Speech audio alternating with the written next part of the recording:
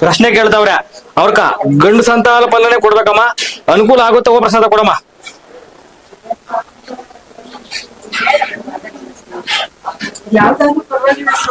ಅಮ್ಮ ಯಾವ್ದಾದ್ರು ಪರವಾಗಿಲ್ಲ, ಅವ್ರಕ್ಕೊಂದು ಸಂತಾನ ಫಲ ಆಗ್ಬೇಕು, ನಿನ್ ಸನ್ನಿಧಾನಕ್ಕೆ ಬಂದವ್ರೆ.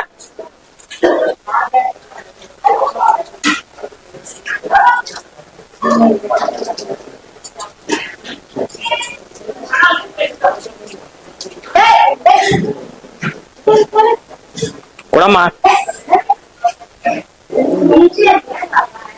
ಇಬ್ರು ಕೊಡ್ಬೇಕಮ್ಮ.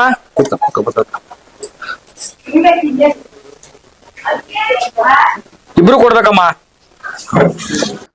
ಅಮ್ಮ 4 ವಾರ ಪೂಜೆ ಮಾಡಕ್ ಅವ್ರಿಗೆ ಆಜ್ಞೆ ಕೊಟ್ಟಿದ್ಯಾ, ಅವ್ರ ನಾಗದೋಷ ಅಂತ ಆಜ್ಞೆ ಕೊಟ್ಟಿದ್ಯಾ.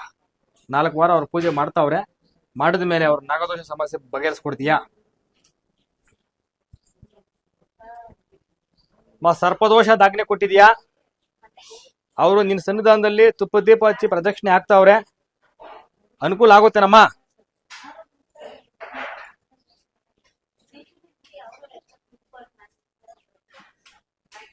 ಕೊಡಮ್ಮ, ಬೇಗ ಕೊಡಮ್ಮ. ಹಣ ಆಯ್ತು.